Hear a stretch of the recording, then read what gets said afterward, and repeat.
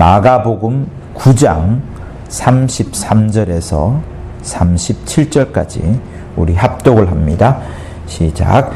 가버나움에 이르러 집에 계실새 제자들에게 물으시되 너희가 노중에서 서로 토론한 것이 무엇이냐 하시되 저희가 잠잠하니 이는 노중에서 서로 누가 크냐 하고 쟁론하였습니다. 예수께서 앉으사 12 제자를 불러서 이르시되 아무든지 첫째가 되고자 하면 무사람의 끝이 되며 무사람을 섬기는 자가 되어야 하리라 하시고 어린아이 하나를 데려다가 그들 가운데 세우시고 안으시며 제자들에게 이르시되 누구든지 내 이름으로 이런 어린아이 하나를 영접하면 곧 나를 영접함이요 누구든지 나를 영접하면 나를 영접함이 아니요 나를 보내신 이를 영접함이니라. 아멘. 자, 성경에 시작할 때에 지명들이 가끔 나옵니다. 33절에는 가버나움이 이렇게 나와요. 지명들이 나올 때는 과거에 그 지명에서 예수께서 하셨던 일들, 또 방문하셨던 어떤 집, 또 어떤 사람을 만났던 그 동네 사람에 대한 이야기들이 들어가 있고, 그렇기 때문에 이 지명을 간혹 쓰곤 합니다. 가버나움은 여러분들이 마가복음 1장을 한번 싹 펼쳐보시면 1장 30절을 한번 보시면요 21절을 보시면 가버나움에 들어가서 예수께서 안식일에 회당에 들어가서 뭇사람들을 가르치는 장면이 나옵니다. 그러니까 예수께서 처음 사역을, 말씀 사역을 시작하신 곳, 그리고 주님의 많은 공생의 삶을 가버나움 이쪽에서 보냈다는 것을 우리는 확인할 수 있고요.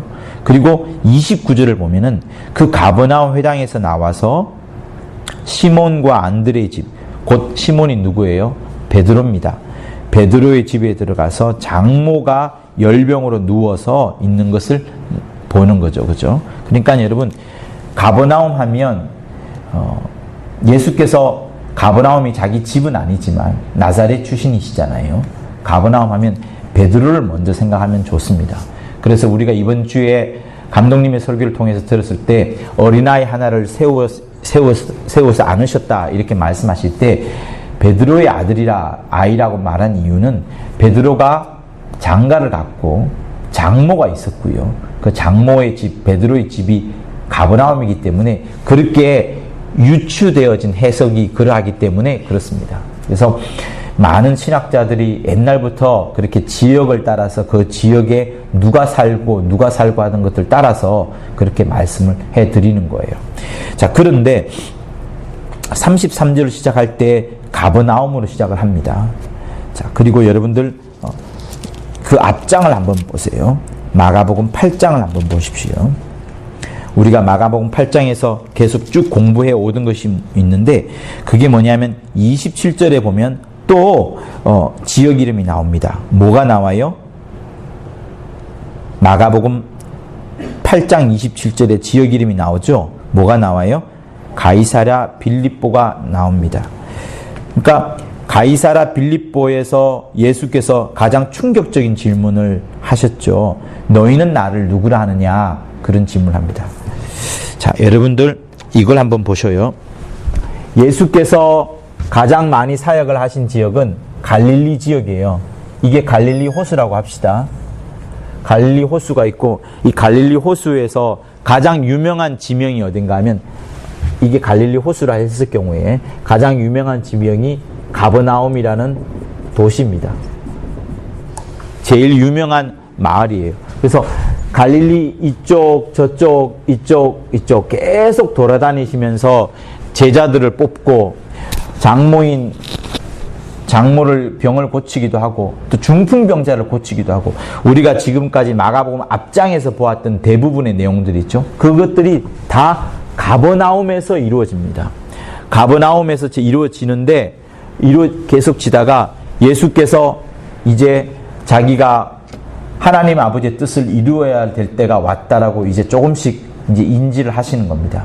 그러면 이제 어디로 가야 돼요? 예루살렘으로 가야 됩니다. 예수께서는 가버나움에서는 죽으실 수가 없고 반드시 죽으셔야 되는 장소는 모든 선지자가 죽었던 예루살렘에서 이제 죽게 됩니다. 예루살렘은 모든 사람들이 가보고 싶어하는 곳이죠. 이쪽에서 장사하고 이쪽에서 유명해지고 사람들이 귀한 아들을 얻으면 바리새인 되라고 예루살렘으로 보내기도 하고 그 중에서 더 뛰어나면 서기관이 되거나 또 그렇게 합니다. 제사장들도 이곳에 모이고 그래서 예루살렘 사람들은 가버나움이 갈릴리 지역에서는 유명한 마을이지만 역시 예루살렘의 눈에서는 시골 중에 시골일 수밖에 없습니다. 경상도에서 대구라는 도시가 좀 크죠. 그러나 서울의 눈에 보면 대구는 별로 크지 않습니다. 집값만 봐도 그렇고 사람 수만 봐도 그렇고요. 서울도 크지만 미국의 어떤 뉴욕이나 런던에 비하면 역시 또 작을 수밖에 없습니다. 그만큼 예루살렘과 가버나움은 먼 거리에 실질적으로 거리는 크진 않지만 어떤 문화적 배경이나 성경적 배경들은 많이 먼 거리에 있습니다. 근데 중요한 이유는 더 큰 중요한 이유는 예수께서는 가버나움에서는 항상 살리는 일, 사람들을 살려내는 일, 그리고 하늘에 대한 이야기들을 처음 소개를 하십니다. 마가복음 1장부터 하나님에 대한 나라를 소개하는 장면이 가버나움에서 이루어진다는 것을 말하고 있거든요. 그러니까 예수께서는 이곳에서는 사람을 살려내고 하늘에 대한 이야기를 하고 또 사람들을 이렇게 세우고 북돋워 줄 뿐만 아니라 제자들을 어디서 뽑았어요? 제자들을 예루살렘에서 뽑지 않았습니다. 예루살렘에 있는 훌륭한 사람들이 많지만 예루살렘에서 뽑지 않고 가버나움, 솔직히 말해서 촌동네에서 정말 별 볼 일 없는 사람들을 뽑은 것이 12 제자들입니다. 어쨌든 주님은 가버나움에서 그런 일을 하셨고요. 그런데 이제 당신이 죽어야 될 때가 오셨음을 알고 차츰차츰 가버나움을 떠나서 어디로 가요? 예루살렘으로 가는 여정이 있습니다. 예루살렘은 어디예요? 예수께서 살아나야 될 존재가 아닙니다. 곳이 아닙니다. 예수께서 유명해져야 되는 공간이 아니에요. 예수께서 왕이 되어야 된다고 많은 사람들은 생각을 했고 12 제자도 생각했고 수많은 군중들이 호산나 호산나 하면서 그렇게 외쳐댔던 사람들이 다 예수를 왕으로 삼으려고 예루살렘에서 했지만 예수의 꿈은 예수의 소원은 그리고 하나님 아버지의 변치 않는 뜻은 이곳에서 죽는 것이 예수의 꿈이요 하나님의 소원이요 모든 선지자들이 보여주었던 그것입니다. 그래서 선지자들이 항상 예루살렘에서 죽고 한다는 그 예언이 나온 이유가 바로 그겁니다. 그래서 가버나움에서 사역을 하시는데 이제 당신이 죽어야 될 때를 알고서 죽어야 될 때를 알면 어떻게 돼요? 제자들한테 알려줘야 될 거 아니겠습니까? 자기가 떠나가니까. 갑자기 예수가 죽으면 얼마나 많은 사람들이 당황하겠어요. 그리고 주님은 떠나가지만 이 땅에서 해야 될 또 다른 일이 있기 때문에 주님은 가버나움에서 제자들을 세우셨고 그 제자들을 세우시면서 이제 죽으러 가는 길에 당신의 죽음에 대해서 말을 하기 시작합니다. 원래 이 공간은 죽음을 말하거나 죽는 공간이 아니기 때문에 그럴 필요는 없어요. 그러나 예루살렘에서 죽으셔야 되기 때문에 여기로 떠나시면서 점점 예루살렘으로 가까워질수록 죽음에 대해서 더 많이 반복을 하고 더 많이 강조를 하게 됩니다. 그런데 첫 장면이 나오는 곳이 떠나시는 장면이 8장 27절에 가이사라 빌립보가 여기 있는 거예요. 가이사라 빌립보. 여기서 너희는 나를 누구라 하느냐 할 때 제자들이 막 칭송하잖아요. 선지자라 하나이다. 엘리야라 하나이다. 선지자 중에 하나라 하나이다. 그때 베드로가 주는 그리스도시요 살아계신 하나님의 아들이니다 라는 고백을 합니다. 최고로 높여주는 거죠. 최고로 높여주는 겁니다. 그때 주님이 그 말이 틀렸다라고 말하지 않고 제자이기 때문에 군중들이 있었더라면 주님은 그런 말씀을 하지 않고 오히려 비유로 말씀했을 겁니다. 그러나 제자들한테는 진리를 가르쳐 줘야 되는 거예요. 아무리 많이 들어도 또 변할 수밖에 제자들의 마음이 약해질 수밖에 없기 때문에 자기가 세운 제자들한테는 진리만을 말해 주시는 겁니다. 그래서 정말 그것을 알게 해주신 이는 하나님 아버지께서 너를 알게 주셨다라고 말씀하시면서 그것이 진리다라고 강조하셨습니다. 그런데 주님이 이곳에서 뭐라고 말씀하시냐요? 내가 하나님의 아들인 것은 시인하셨지만 인자가 여기서 죽어야 된다는 거, 인자가 많은 고난을 받고 장로들과 대제사장들과 서기관들에게 버림받고 죽임을 당함받고 사흘 만에 살아낼 것을 비로소 저에게 가르치기 시작하시더라. 여기서 처음 이제 막 가르치기 시작하시는 겁니다. 당신의 죽음에 대해서 마가복음 8장 30절에서 이야기를 하시는 거예요. 그렇게 가다가 이제 또 어디로 넘어갑니까? 9장을 보면은 9장에서 어떤 일이 생겨나요? 9장에는 첫 장면이 나오는데 2절에서부터 보면 변형산에 올라가시는 장면이 이제 나옵니다. 갈릴리 빌립보에서 옮겨가시고 갈릴리 빌립보에서 예수께서 죽음에 대해서 말씀을 하시잖아요. 그리고 변형산에서 확 이렇게 막 영광의 광채로 막 보여주십니다. 영광의 광채로 또 보여주시면서 똑같습니다. 가이사랴 빌립보에서 주는 그리스도시요 살아계신 하나님의 아들이니다라고 이렇게 높아지셨으나 주님께서 다시 죽음을 말씀하셨고, 변형산에서 외모가 희어질 막 그렇게 빨아도 희어질 수 없을 만큼 큰 영광 가운데로 많이 높아지셨지만 주님이 변형산에서 내려오실 때 뭐라고 말씀하셨어요? 별세에 대해서, 당신의 별세에 대해서 말씀을 합니다. 그래서 9장 9절에 보면 인자가 죽은 자 가운데서 살아날 때까지 내가 영광받은 것에 대해서는 말하지 말라라고 말씀하시면서 또다시 죽음에 대해서 말씀을 하시는 겁니다. 그리고 9장 30절 한번 보십시오. 귀신 들린 아이를 고치는 장면은 우리가 넘어가고요. 우리가 읽었던 본문의 바로 앞절에 보면 갈릴리 가운데로, 여전히 갈릴리 가운데 있어요. 갈릴리 가운데 있을 때에 31절을 보면은 인자가 사람들의 손에 넘기워 죽임을 당하고 죽은 지 3일 만에 살아나야 할 것을 말씀하시는 곳더라. 죽음과 부활에서 또다시 말씀하십니다. 재차 강조하시는 거예요. 갈릴리 마을 한가운데에서 또다시 주님이 죽으심에 대해서 말씀하시는 겁니다. 그러니까 가버나움을 떠나시면서 가이사랴 빌립보 변형산에서 내려오시면서 갈릴리 가운데로 가시면서 가는 노중 중에 주님은 계속해서 죽음에 대해서 말씀하시는 거예요. 잘 들으세요, 여러분. 죽음에 대해서 말씀합니다. 자, 그러는 중에 우리가 읽었던 본문 33절 가버나움이 나오는 겁니다.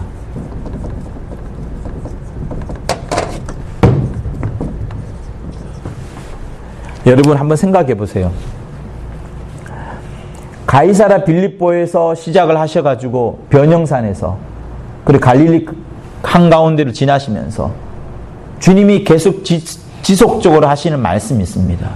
주님이 영광 받는 것을 말씀하지 않고 무엇을 말씀합니까?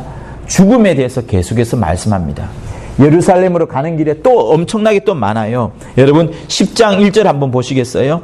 유대 지경과 요단강 건너편으로 가시니 차츰차츰 예루살렘으로 갑니다. 10장 1절 그리고 10장 32절 예루살렘으로 올라가는 길에 있습니다. 그죠?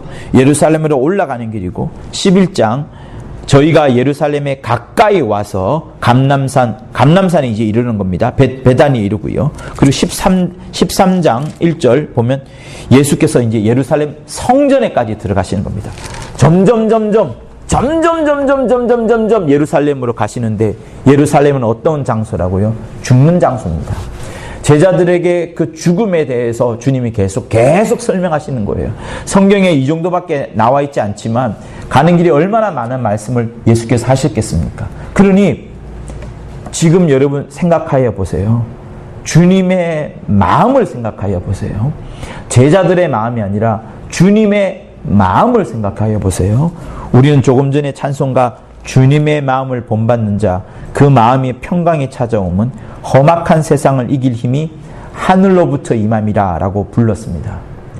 여러분 주님의 마음을 생각하여야지 이 세상에서 어떠한 어려움을 만날지라도 뭐 가정의 문제, 내 사업장의 문제, 내 병의 문제 또 나의 자손에 대한 문제가 있어야 할지라도 그것을 전폭적으로 맡길 수 있는 그 평강은 주님의 마음을 잘 알 때 여러분이 있습니다. 주님의 마음속에 항상 들어가 있는 것이 뭡니까?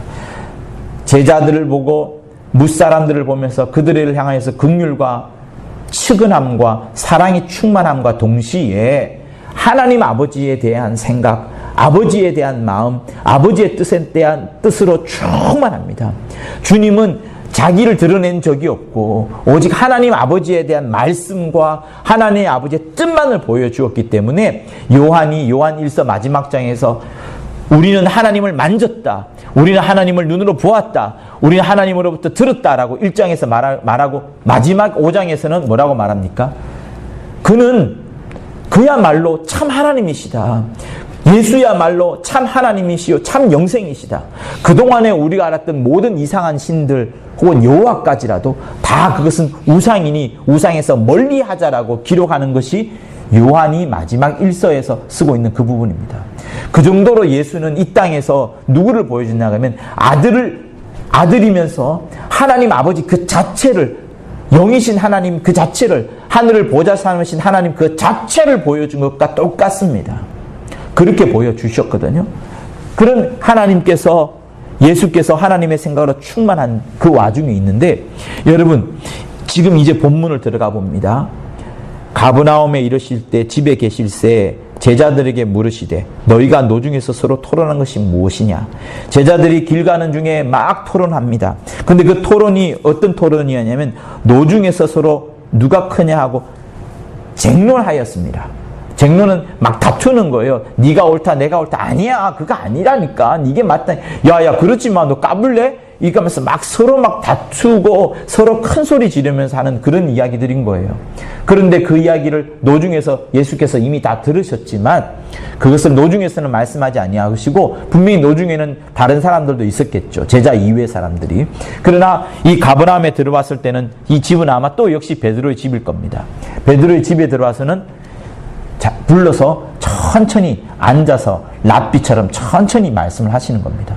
제자들의 마음이 뜨끔했죠. 우리가 다툰 것이 잘못이었구나 라는 생각도 있지만 제자들 중에는 주님이 그동안에 해오셨던 말씀, 이 가버나움을 떠나면서 말이에요. 가이사라 빌립보에서 변형산에서 갈릴리 중에서 계속해서 하셨던 말씀이 있습니다. 그 말씀은 무슨 말씀이에요? 주님의 지금 분위기는 뭡니까? 죽으러 가는 분위기입니다. 낮아지는 분위기입니다. 목숨을 얻는 것이 아니라 누구든지 자기 목숨을 얻고자 하면 잃을 것이요 잃고자 하는 자는 얻을 것이라 라고 말하실 정도로 주님은 낮아지는 거, 작아지는 거, 절대로 커지지 않는 거, 심지어 작아지되 완전히 죽어져 버리는 거, 죽더라도 이보다 더 큰 죽음이 없을 정도로 십자가에 달려 죽는 죽음을 주님은 이야기하고 있는데 제자들은 뭘 질문하는 거예요? 34절에 이는 노중에서 서로 누가 크냐? 베드로가 크다, 요한이 크다, 야고보가 크다, 유다가 크다, 누가 크다, 계속 이런 쟁론을 하고 있는 겁니다. 그러니 여러분 보세요. 주님의 마음과 제자들의 마음은 떨어져 있습니다. 주님의 생각과 주민의 고민은 하나님 아버지를 어떻게 하면 드러낼까? 그 아버지의 뜻대로 이루어지기 위하여서 어찌 죽을까?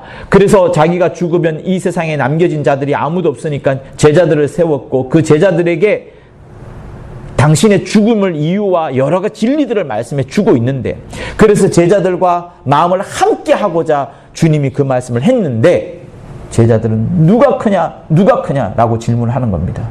주님은 마음속에 누가 크냐 없어요. 누가 작아지느냐, 어떻게 하면 작아지느냐, 그 마음으로 충만합니다.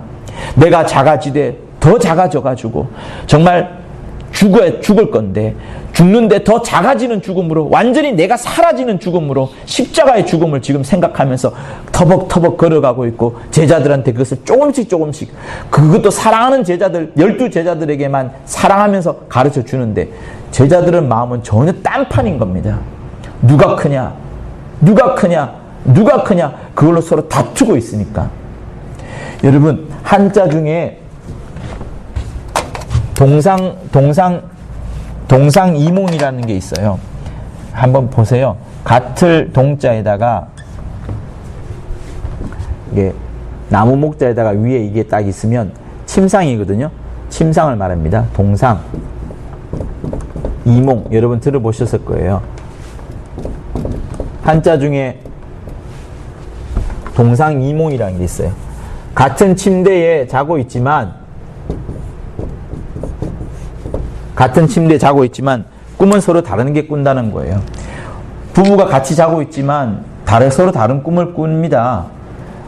그것처럼 한 사람, 두 사람이 같은 책상에 앉아가지고 어떤 계약을 나누지만 각각이 생각하는 것은 생각이 다를 수 있어요. 이 세입자가 그럼 내가 돈 벌겠지.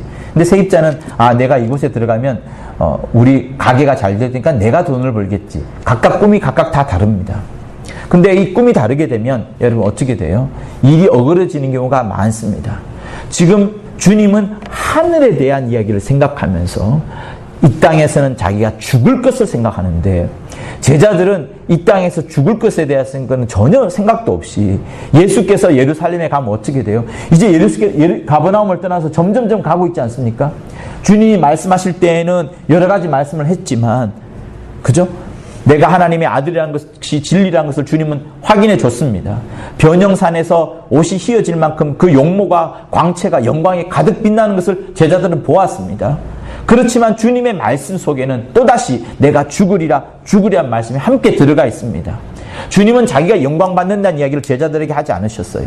그러니까 주님은 신분은 하나님의 아들이고 정말 그리스도이고 영광 받아야 될 자이긴 하지만 그가 이 땅에 오셔서는 죽으러 왔다는 것을 제자들에게 설명했음에도 불구하고 제자들의 마음은 동상이몽인 거예요. 전혀 딴 생각인 겁니다. 그 하나님의 아들이 이제 예루살렘에 들어가면 끝장났어. 갈릴리 가버나움에서 예수께서 행하셨던 모든 행사를 보고서 많은 사람들이 예수께 엎드리는 것을 그리고 자기들이 칭찬받고 자기들이 인기 있는 것들을 사람들이 막 모여들고 심지어 바다에서 배를 띄워가지고 설교해야 될 정도로 사람들이 못 오게 할 정도로 그렇게 인기가 많은 그분이셨으니까 예루살렘에서도 그가 들어가면 혹시 죽는다고 하지만 아무도 그를 죽이지 못할 것이고 오히려 그를 세울 것이다. 그래서 여러분 어땠나요? 예루살렘에 들어갈 때에 호산나 호산나 하면서 나귀 타고 들어가는 예수를 막 칭찬하지들 않았습니까? 그러나 나중에 그들이 예수를 죽이게 됩니다. 제자들의 마음속에는 예수께서 영광 받으시는 것, 마침내 예루살렘에서 영광 받는 것을 생각하다 보니까 예수께서 제1등이 되시면 왕이 되시면 누가 그 옆자리에 누가 오른쪽 자리에 그 다음 자리에 누가 크냐 이것을 이야기를 하고 있는 겁니다. 그러니 여러분 마음이 다른 거예요. 주님의 마음과 제자들의 마음이 너무나도 다르다는 것을 여기서 보여줍니다. 주님은 지금 엄청난 고민이 있어요. 예루살렘에서 죽는 이 일이 쉽지 않은 일인데 많은 방해거리가 있을 것인데 사람들은 나를 칭찬하고 나를 높일 것인데 과연 내가 십자가에서 죽을 수 있을 것인가? 빌라도 앞에서 내가 말을 잘못하면 진짜 죽지 않을 수도 있겠다. 대제사장 앞에서 이적을 잘못 보여주면 정말 죽지 않을 수도 있겠다 하는 이런 여러 가지 고민들이 함께 있습니다. 그러면서도 하나님이 이름으로 자기가 행사했던 많은 역사들이 자기가 죽음으로 인하여서 하나님의 이름이 낭망되는 하나님의 이름이 명예가 실추되는 그런 일도 있었기 때문에 주님은 정말로 고민이 많으신 거예요. 근데 제자들은 지금 전혀 딴 생각을 하고 있는 겁니다. 성도 여러분, 저는 여기서 여러분들한테 드릴 말씀이 있습니다. 우리가 신앙생활을 하면서 내 열심과 나의 수고를 다하여서 내 정성을 다해서 교회 잘나고 하는 것이 하나님을 기쁘게 하는 거, 주님이 원하시는 것이 아닙니다. 주님은 늘 자기 자신을 생각한 것이 아니고 하나님 아버지를 생각했고 아버지의 뜻을 이루고자 죽기까지 순종과 복종을 거듭하였습니다. 우리가 신앙생활 한다는 것은 내가 11조 잘 드리고 헌금 잘하고 주일 성수 잘하고 새벽기도 잘하고 뭔가를 잘하는 것이 아니라 하나님 아버지의 뜻에 맞아야 하는 겁니다. 하나님 아버지의 뜻을 늘 생각할 수 있어야 하는 겁니다. 그래서 간혹 제가 여러분들에게 말씀을 드렸다시피 새벽기도에 내가 기도 제목을 이렇게 들고 와서 이 기도 제목을 60분 안에 내가 주어진 기도 시간 안에 다 아려는 그것이 여러분 새벽기도 성공이 아닙니다. 왠 줄 아세요? 이 기도 제목은 하나님이 내게 감동함을 주셔서 기도 제목이 나왔을 수도 있어요. 그렇지만 하나님은 이 기도 제목들은 어찌 보면 땅에서 내게 이루어져야 될 급박한 기도 제목들이 있을 수 있습니다. 그러나 하나님은 뭘 원하세요? 내가 내 일을 아닌 하나님의 일을, 하나님의 간절한 소원을 이루시기를 원하십니다. 그래서 새벽에 내가 기도 제목 다 아뢰는 것도 필요하지만 어떻게 보면 그때 하나님이 내게 주시는 말씀, 하나님이 내게 주시는 지령, 직접적인 지시하시는 말씀, 하나님이 내게 일러주시는 그것을 사실상 받고서 그 말씀대로 이루게 해달라고, 당신의 지령대로 내가 순종하게 해달라고 몸부림치면서 기도하는 그거. 마침내 마치 예수께서 겟세마네 동산에서 땀방울이 핏방울이 될 정도로 내 원대로 마옵시고 아버지의 원대로 되기를 원하나이다 라고 기도하셨던 것처럼, 예수께서도 그렇게 몸서리칠 정도로 힘드셨던 것들을 우리가 그날 새벽마다 이루어가는 그것이 진짜 새벽 기도일지 모르는 겁니다. 그래서 여러분, 사실상 저는 새벽 기도 때 제가 설교하는 것도 필요하긴 하겠지만 그 무엇보다도 그 자리에서 내가 하나님의 해야 될 말씀을 듣고 하나님의 지령을 듣고 하나님이 내게 주시는 말씀대로 순종하는 그것을 잘 듣고자 하는 그것이 진짜 기도가 아닌가를 저는 많이 생각합니다. 그래서 내 하루하루의 삶이 하나님이 원하시는 삶을 쫓아서 살아야 되는데, 그게 아니라 전부 나의 기도 제목만 간뜩 들어있다 그러면 여러분 잘 맞지 않을 수 있어요. 일본과 러시아가 축구 대회를 합니다. 기도하는 사람들이 가득 차 있어요. 일본이 이겨달라고, 축구를 이겨달라고 기도하는 일본 크리스찬일 것이고, 러시아 사람들은 러시아가 이겨달라고 기도할 겁니다. 둘 다 예수 이름으로 기도해요. 누가 맞습니까? 둘 다 각자의 기도를 하는 거예요. 그러니까 여러분, 사람들의 기도 제목이 계속 새벽 기도에 이루어지고 계속 이루어지면 결국엔 이것이 충돌합니다. 사람과 사람 사이에 충돌을 하는 거예요. 그러나 여러분, 주님의 뜻을 이루고자 한다 그러면 충돌할 필요가 없습니다. 오직 그게는 뭐만 있어요? 순종과 복종밖에 없습니다. 아주 쉬워져요. 아주 간단해집니다. 어렵지 않습니다. 너무나도 쉬운 삶을 사실 살게 되는 겁니다. 그게 뭐냐? 내 짐은 가벼우니 나의 멍에를 메고 너희가 길을 걸어가라 하신 그 말씀인 겁니다. 그래서 성도 여러분, 우리는 지금 이 본문에서 생각해 봐야 됩니다. 주님은 가버나움, 갈릴리를 떠나서 가버나움 가는 길 중에, 계속 가는 길 중에 예루살렘으로 길을 가면서 죽음에 대해서 생각하고, 낮아짐에 대해서 생각하고, 잃어버림에 대해서 생각하고, 어찌하면 더 겸손할 것에 대해서 생각하는데, 제자들은 정반대로 계속해서 하늘로 올라가고 있습니다. 막 쳐대고 있어요. 맞지 않는 삶을 살고 있습니다. 이게 혹시 우리가 지금 살고 있는 것과 똑같지 않는지를 한번 돌이켜 봐야 됩니다. 그래서 저도 제 자신을 생각해 봤어요. 내가 정말 지금 이렇게 열심히 바쁘게 움직이고 있는데 하나님의 원하는 대로, 하나님의 뜻대로 지금 내가 움직이고 있는지, 아니면 정말 내가 내 열심으로 헛발질을 하고 있는 것은 아닌지 이렇게 돌아보게 됩니다. 예수께서 사도 바울을 감동시킬 때에 사도 바울에게 나타나서 하셨던 이야기가 있습니다. 사울아, 사울아, 너 왜 그렇게 계속 헛발질 하느냐? 가시채를 뒷발길질 하기가, 가시채, 말이 가는데 뒤에 가시채가 있어요. 그 가시채 뒷발질하면 자기만 아픕니다.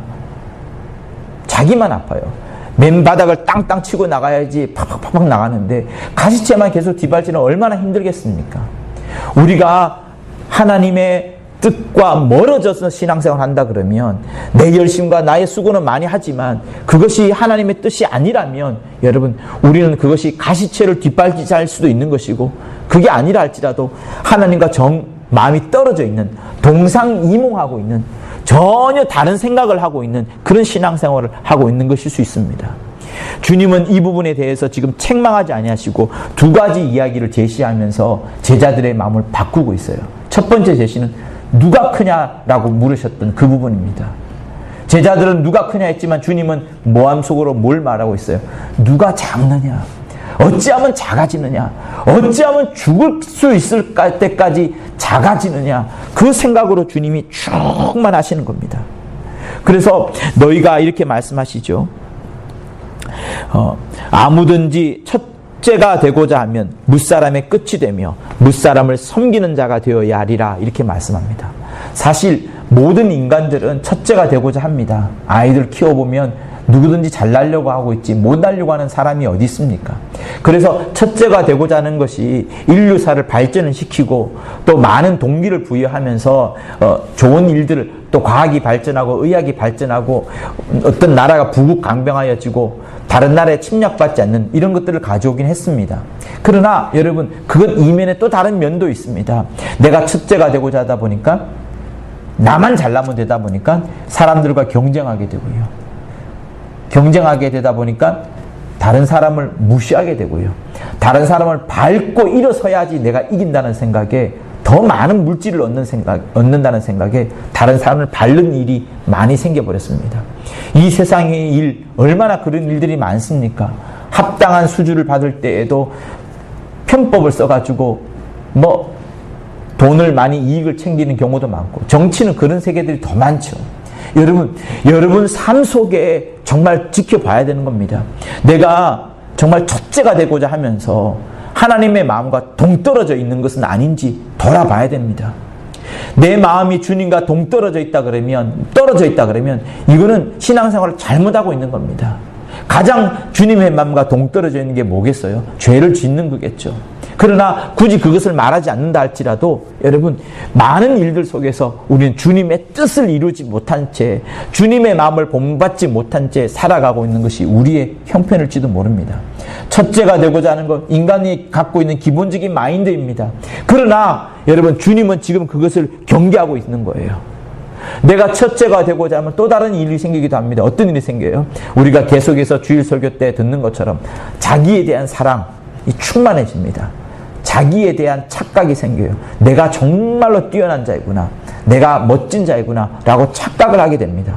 그러면서 오판하게 되고 실수하게 되고 다른 사람 무시하는 것 떠나서 자기 실수가 많아지는 것이 이 첫째가 되고자 하는 것입니다. 그러다 보면 어떻게 돼요? 나에 대한 마음이 커지다 보니까 교만에 빠지게 되고 그 이후에 계속해서 또 다른 일들이 생기게 되겠죠. 그래서 여러분 다시 한번 생각해 보십시오. 주님은 지금 가버나움을 떠나서 예루살렘으로 가는 길에 하나님 아버지의 명을 생각합니다. 죽으리라, 죽을 것이다, 낮아지리라, 더 낮아지리라, 더 낮아지리라, 십자가에 죽으리라, 반드시 죽어야 되리라, 피 흘리면서 죽으리라를 생각하면서 걸어가고 있는데 제자들은 또 다른 생각을 하고 있는 겁니다. 여러분들은 정말 어떤지 한번 돌이켜 보십시오. 저도 내 자신을 돌이켜 보면서 정말 깜짝 놀랐던 것이 요 며칠에 그 기도하는 시간들이었습니다. 성도 여러분, 여러분들도 돌아봐야 되는 겁니다. 내 열심과 내 수고가 있지만 그것이 하나님의 마음과 동떨어져 있는 것이라면 심각한 문제가 생기는 겁니다. 주님은 이 땅에 오셨을 때에는 죽으러 가는 것이 목적이었어요. 예루살렘에서 죽는 것이 목적이었습니다. 그러나 제자들한테 너희가 예루살렘에 이른 다음에는 예루살렘을 떠나지 마라. 예루살렘에 떠나지 말고 내가 죽은 것처럼 너희들도 죽으라 라고 말씀하지 않으셨어요. 주님이 제자들에게 준 주님의 꿈은 너희들도 나처럼 죽으라는 것이 아니고 예루살렘을 떠나지 말라. 왜 예루살렘 떠나지 말아야 됐어요? 성령이 오게 되니까. 성령을 받으리라. 성령을 받으라. 그러면 성령을 받으면 어떻게 되는데요? 제자들이 성령을 받으면 어떻게 됩니까? 온 유대와 사마리아 땅끝까지 이르러 예수의 증인이 되리라는 그 부분입니다. 성령의 제일 목적은 여러분 예수를 나타내는 겁니다. 예수께서 이 땅에 오셔서 성령 충만하셔서 하나님 아버지의 뜻으로 충만하셔서 하나님 아버지를 계속해서 보여드리고 하나님 아버지의 말씀을 계속 하셨던 것처럼 예수께서 가시고 난 다음에 우리가 성령을 받게 되면 예수를 보호하고 예수를 변호하고 예수를 증거하는 것이 우리의 삶입니다. 그렇다면 여러분 우리의 꿈이 어디 있어요? 우리의 꿈이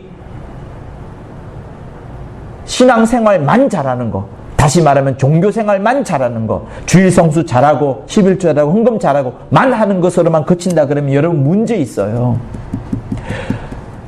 그래서 여러분 좀 조심스럽지만 잘 비교하셔야 되는 겁니다. 우리의 신앙생활은 종교생활이 아닙니다. 정상적인 날에 정상적으로 와서 예배드리고 그거 카톨릭에서 미사도 드립니다. 헌금합니다. 우리도 헌금합니다. 그러나 여러분 기독교가 다른 종교와 가장 구별되는 것은 뭐냐면 예수를 나타내는 거예요. 예수를 나타내는 게 뭡니까? 전도입니다. 불교에는 원래 전도가 없어요. 포교라는 게 단어가 원래 없습니다. 자기 수양인 것이 원래 불교의 핵심이에요. 그러나 기독교에서만큼은 반드시 있는 것이 뭐냐면 예수를 증거하는 것에 있습니다. 우리가 코로나19 때문에 지금 나가서 전도하기가 매우 어렵고 그것이 교회에 큰 상처를 줄 수 있기 때문에 교회의 고유한 사역을 방해할 수 있기 때문에 하지 않는 것이지만 여러분 마음은 같이 해야 되는 겁니다. 동상이몽할 것이 아니라 동상동몽하셔야 돼요. 주님의 꿈과 함께 마음을 맞춰야 됩니다. 다시 말하면 나를 통하여서 예수를 드러내고 나타내게 하는 그것이 여러분 주님의 간절한 꿈인 겁니다. 그 꿈을 잊지 말아야 되는 거예요. 그래서 일단은 우리가 이 본문을 보면서 주님이 하신 말씀, 누가 크냐라는 질문 속에 주님은 누가 작느냐, 누가 작아지느냐, 누가 정말 낮아지느냐라는 말씀을 제자들에게 하고 있다는 사실들을 아시고 여러분들의 마음이 혹시나 높아져 있는 것은 아닌지 다른 사람들을 무시하지는 않겠지만 어쨌든 이 성경에 나오는 것처럼 첫째가 되고자 하는 그거, 그래서 경쟁하고 다른 사람을 따돌리려 하고 어떤 교회 내에 갈등을 일으키려 하고 목장 내에 어려움을 일으키게 하고 그래서 자기가 착각이 많고 자기 자신을 과대평가하는 이런 일들은 정말 없어야 되는 것들이 누가 크냐라는 그 질문 속에 있는 겁니다. 이번 주에 말씀을 들었어요. 내가 정말 겸손한 자라면 내가 영적인 파산 상태에 있다는 것을 아는 자라고 했습니다. 그래서 돌이켜 회개한다고 그랬잖아요. 내가 정말 주님 앞에 낮아진 자라면 여러분 나는 사실상 아무것도 아닌 존재라는 것, 죄인일 수밖에 없다는 것, 영적인 파산 상태에 있다는 것이 나라는 것을 즉각적으로 알게 되는 것이 바로 이 모습인 겁니다. 그래서 제자들이 그 모습을 알기를 원하는데 제자들은 한없이 높아져 있는 거예요. 그래서 첫 번째로 여러분 누가 크냐라는 그 제자들의 질문 속에 주님은 오히려 반문하고 계시는 거예요. 누가 작느냐, 누가 작으냐, 누가 작느냐, 그거를 질문하고 계시는 겁니다. 두 번째는 예수께서 어린아이 하나를 안으시는 겁니다. 베드로의 아이겠죠. 베드로의 아이를 안으시는데 이 베드로의 어린아이가 말씀하는 것은 소자를 말하는 겁니다. 성경에 소자에 대한 이야기 얼마나 많습니까? 신기하게도 마태복음 25장에는 정말 소자에 대한 이야기가 잘 나와 있습니다. 인자가 자기 영광으로 올 때에 보좌에 앉아서 분별하잖아요. 그때 양과 염소를 나누는 그 일을 합니다. 그때 예수께서 누가 나에게 먹을 것을 주었고 누가 나에게 먹을 목마를 때 마시게 하였고 누가 나그네 되었을 때 영접하였었고 누가 벗었을 때 옷을 입혔고 병들었을 때 돌아보았고 옥에 갇혔을 때 와서 보았느냐라는 그 질문 속에 이 질문이 사실 여러분 꽤 깁니다. 31절에서부터 46절까지니까 상당히 긴 내용을 말씀하시는 거예요. 그런데 두 번이나 반복해서 말씀하시죠. 어린아이에게 한 것이 나에게 한 것이라. 네가 어린아이에게 하지 않은 것이 소자에게 하지 않은 것이 나에게 하지 않은 것이라 라고 말씀하시면서 소자에 대한 이야기를 강조하십니다. 자, 다시 한번 주님의 마음속으로 들어가 봅시다.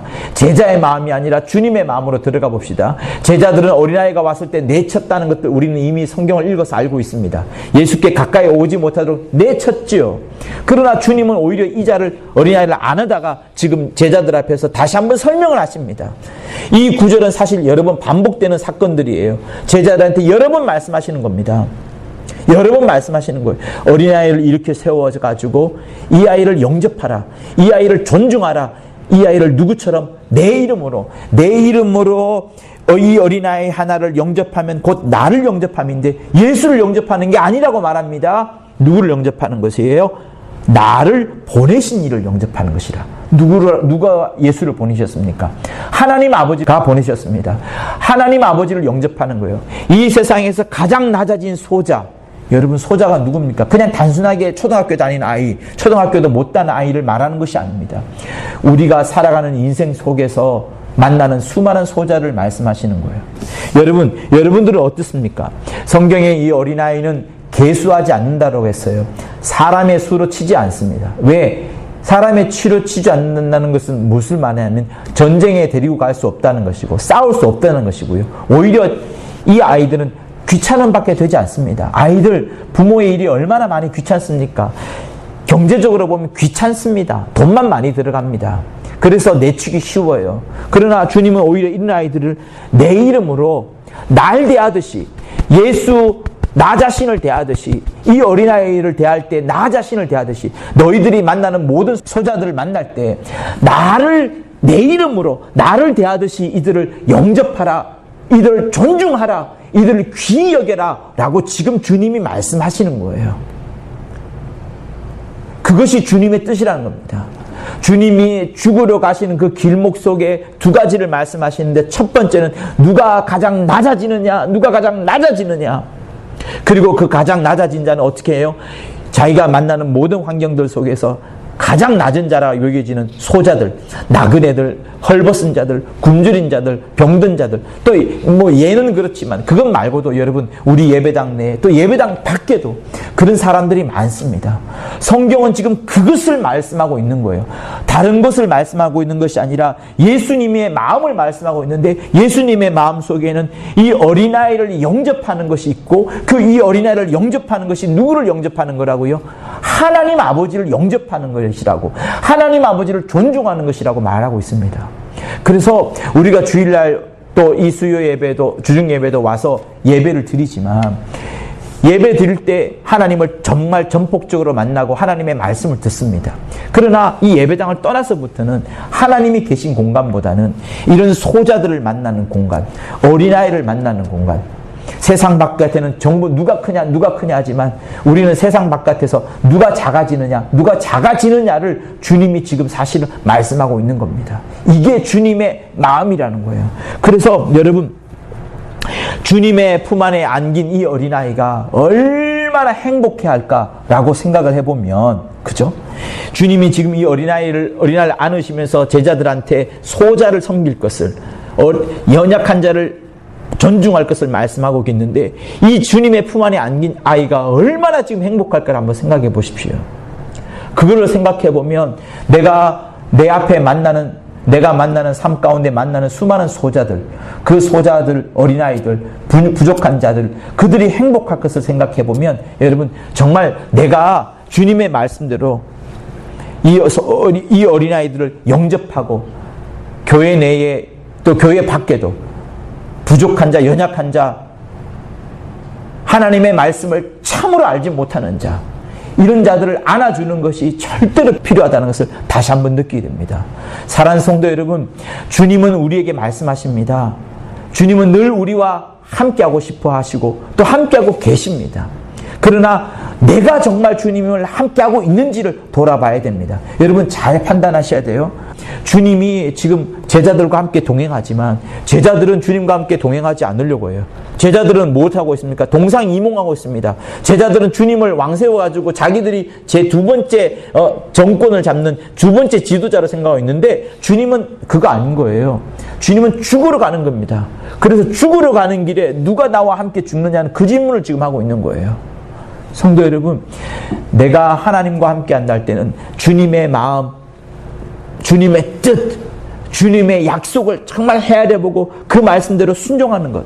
또 다시 말하면 하나님의 뜻, 하나님의 소원, 하나님의 약속을 헤아려보고 그 뜻대로 움직이려고 하는 그것을 말씀하는 겁니다. 사랑하는 성도 여러분, 주님의 마음을 본받으려고 하십시오. 주님의 마음을 정말로 본받으면 우리 삶 가운데 평강이 넘쳐납니다. 험악한 세상을 이길 힘이 어디 있느냐? 주님의 마음을 늘 생각하여 보고 주님의 뜻을 생각하여 봅니다. 주님의 마음을 본받아 살면 그 거룩하심이 나도 이룬다고 말하는데, 그게 뭐냐면 거룩하심이라고 하여서 죄 짓지 않는 삶을 말하는 것이 아닙니다. 그 정도를 말하는 게 아니에요. 주님의 마음 속에는 늘 하나님을 나타내고 하나님을 드러내는 생각밖에 없었기 때문에 주님이 하는 모든 말들, 주님이 하던 모든 행동들, 심지어 주님이 성전에서 채찍질하면서 화내신 그것까지도 거룩입니다. 다시 말하면 하나님을 드러내고 하나님을 나타냈던 그것인 거예요. 그래서 성도 여러분, 이 땅에서 여러분이 살 때 나를 생각하지 말고 주님의 마음을 주님이 그 예루살렘으로 걸어가시면서 어찌 죽느냐, 어떻게 하면 죽을까, 어떻게 하면 잘 죽을까, 어떻게 하면 저 낮아지면 죽을까, 이보다 더 죽을 수 없을 만큼 죽을까, 이보다 더 작아질 수 없을 만큼 더 작아질까 하는 그 마음으로 이제는 어린아이를 높여 세우면서까지 제자들에게 보여주시는 거예요. 이렇게 영접하라. 이렇게 낮은 자를 영접하라. 너희들이 만나는 모든 문둥병자들, 이방인들, 고넬료 가정들 전부 다 안아주어라. 여러분, 고넬료 가정 만나기 전에 제자들이 고넬료 이방인들 누가 영접하려고 했습니까? 아무도 영접하지 않았잖아요. 하나님께서 정권적으로 역사하셨다 보니까 그렇게 된 거 아니겠습니까? 여러분들 마음속에 주님의 마음이 없으면 아무것도 되지 않습니다. 주 모습 내 눈에 안 보이고 그 음성 내 귀에 안 들려도 내 영혼 날마다 주를 만나 신령한 말씀 늘 배우도다. 새벽에 그렇게 하는 거예요. 내 눈앞에 예수가 안 보이고 귀에 말씀이 안 들리지만 새벽에 내 영혼이 주님을 만나는 겁니다. 신령한 말씀 가운데 주님을 또 만나려고 하는 것이 새벽 기도인 것이지, 내 기도를 아뢰는 것이 여러분 새벽 기도의 성공이 아닌 겁니다. 그래서 하나님의 뜻을 늘 생각해 보아야 되는 거예요. 그래야지 우리가 장차 주님을 뵙게 될 때에 첫째 신부로서, 첫째 부활에 이른 신부로서 주님의 그 빛나는 영광을 우리가 얻게 되는 겁니다. 사랑하는 성도 여러분, 이 땅을 살아가면서 주님의 마음을 생각해 보십시오. 가버나움의 길 가면서 주님이 받았던 충격을 주님이 그대로 말씀하고 계십니다. 주님의 마음을 얻으라. 주님의 심령을 얻으라. 주님의 마음을 늘 헤아려 보는 우리